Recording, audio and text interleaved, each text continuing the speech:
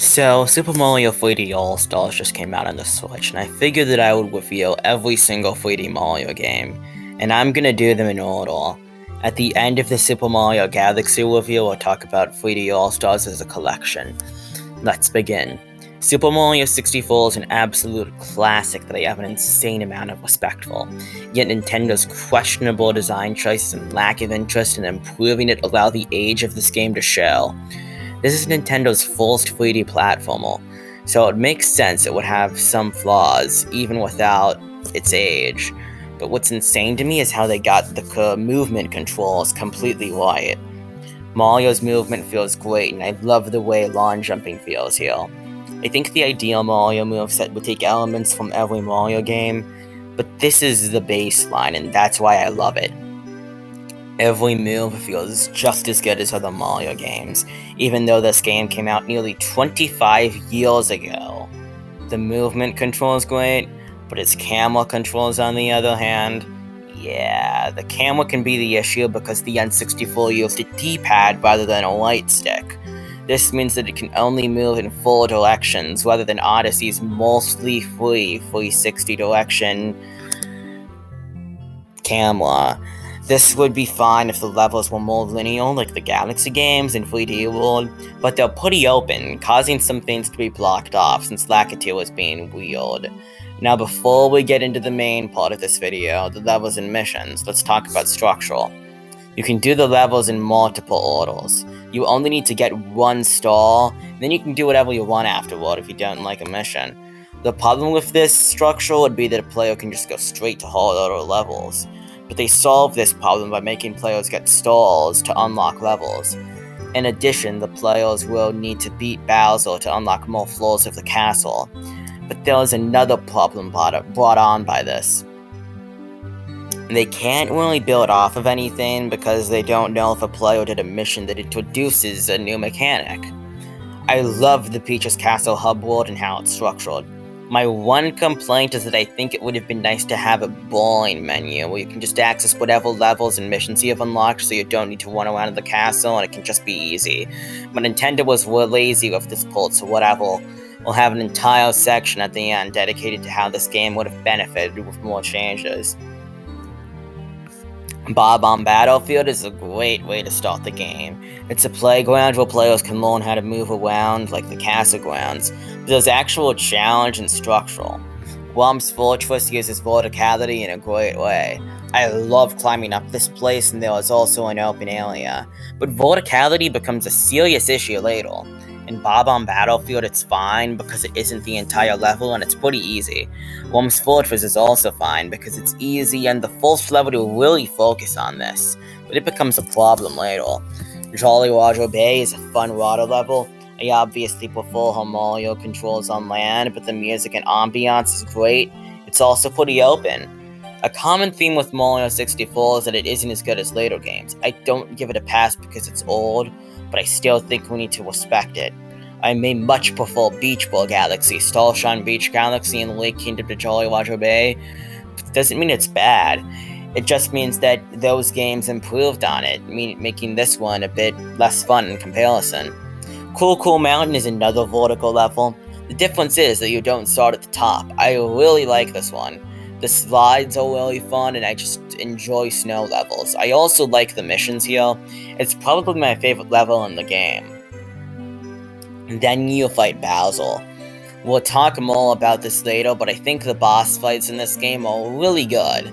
Even Cane Bob-omb and Whomp are fun. But yeah, we'll get to the Bowser levels later. You unlock the basement next and can explore another floor. Or you can follow the Big Boo into the courtyard to unlock Big Boo's haunt. I really like how you unlock Big Boo's haunt and wish there were more levels like it. It's a fun little ghost house level, again, not as good as later ones in the series, but still pretty fun. Then you've got Hazy Maze Cave. This is a weird underground level. It's fine and pretty fun to explore. There's actually a lot of level here, but it has a lot of narrow corridors. I think the intention was to make the player feel trapped or claustrophobic. It's alright. Shifting Sandland is a fun little desert level. I love the pyramid section as well. I also really like Lethal Lava Land. It does the same thing as Shifting Sandland. It has a fun little sub-area inside the volcano.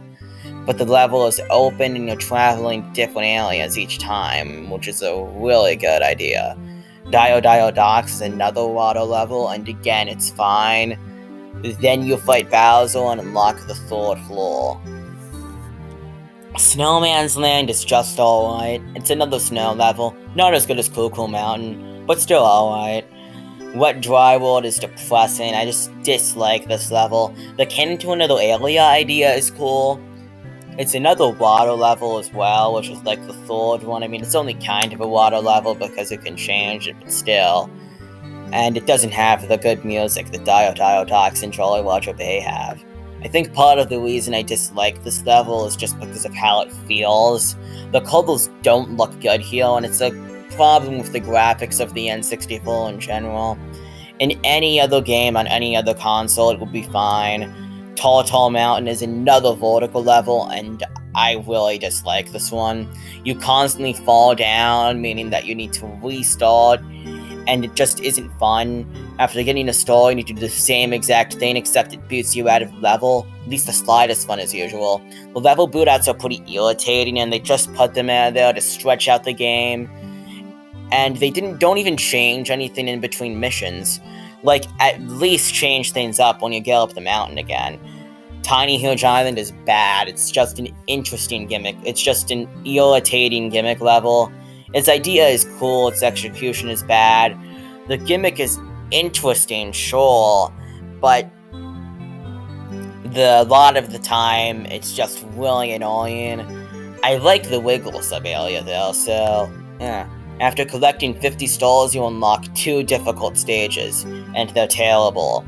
They're vertical and suffer the same build-out problem where you just travel to the top again. Tick-Tock Clock and Rainbow Ride are at least cool ideas for levels, but every level has some redeeming qualities as well. Wet Dry World is probably my least favorite. But after collecting 70 stalls, you get to fight Bowser. But before these fights, you need to go through these awesome linear courses with great music. This soundtrack is really good, by the way. Dio Dio Docks, Bowser's World, Bob-omb Battlefield, Peach's Castle, and the slider themes are all great. The boss fights are awesome in these stages, and they're pretty difficult too, like the Bowser levels. The second one is pretty difficult, and the last one is actually really hard. Before I end this video, I want to talk about the flaws of this game overall, and how it would have benefited from a remake. I think they should have gone the Sunshine approach of beefier levels with better missions, rather than having 15 separate levels.